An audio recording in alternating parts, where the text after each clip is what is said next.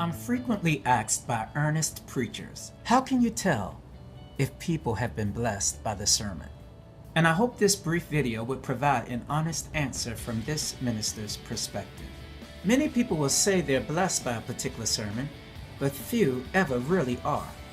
The rest are merely entertained because they chose rather to enjoy the package rather than the content. But as a preacher, there are some ways you can tell if you are or have been a blessing. I'll share just a couple in this brief clip. When some folk get excited, they jump to their feet, yell out, and do a cute dance. Unfortunately, many of these are the entertained and not the blessed. Please note that I said many, not all. This might be a gauge of who all enjoyed the sermon, but not an accurate assessment of all who were divinely blessed by it. Conversely speaking, when I see someone expressing gratitude to God in the form of worship and praise, as opposed to cheering the preacher on, I know that I have identified God's target audience. These are they who perhaps rock in place with tear-filled eyes, pull their Bible close to their chest, jump up and do an ugly dance, or yell out hallelujahs instead of preach, preacher. However it is that they're expressing themselves, it's evident that their gratitude is toward God in the form of worship. After you've preached a well-received sermon, many people may come and celebrate you and your gift. But those who are truly blessed will come and thank you for that word. You see, their emphasis is on the fact that they received just what they needed from the Lord, and they're grateful to you for availing yourself as a willing vessel. Their expression of thanks will be based more so on the content and less on the package, because it is the content that really impacted them. Those entertained will react quite differently. They will give you kudos on phraseology, homiletics, hermeneutics, exegesis, gesticulation, alliteration, hoopology, tone quality, crowd response, charisma, jewelry, hairstyle, vestments, and maybe even charm. After all, the anointing is said to make anybody attractive. Basically, you will be flattered by those who are entertained, but inspired and encouraged by those who are blessed.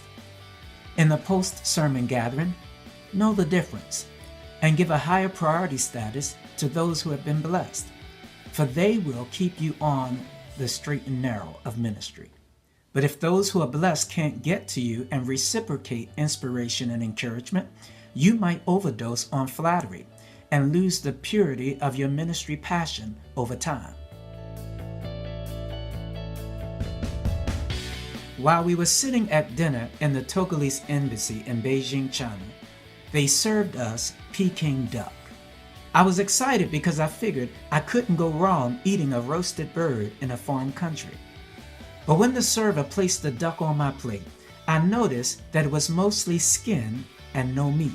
I inquired of the ambassador, who graciously explained that it is the skin that is considered the delicacy of this entree. My response was, I understand, but can this brother get a little meat to go with that skin? In our churches today, people view sermons like Peking Duck. They go crazy over the skin and not so much the meat. But a hungry man doesn't want skin only. He needs meat. I felt that everyone around that table could have as much Peking Duck skin they want, as long as I could have some meat. The skin may taste good, but it is the meat that's going to satisfy my hunger. I really hope this was helpful to you, because we can't afford to keep losing great ministers to swelling pride influenced by people who choose to value packaging over content. Too many of us have been motivated to master packaging and invest far too little time in content. And too often, some will use excessive praise as a distraction to an ill-prepared sermon.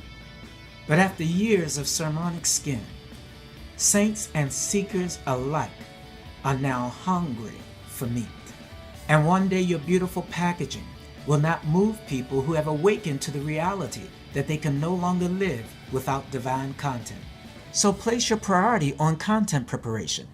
Then you can please the Lord who speaks to us as he spoke to Peter. In similar fashion as God spoke to Peter, he speaks to us. Preacher, lovest thou me more than these? Yes, Lord, you know I love you. Good, then feed my sheep. Thank you so much for viewing, and may God bless your ministry.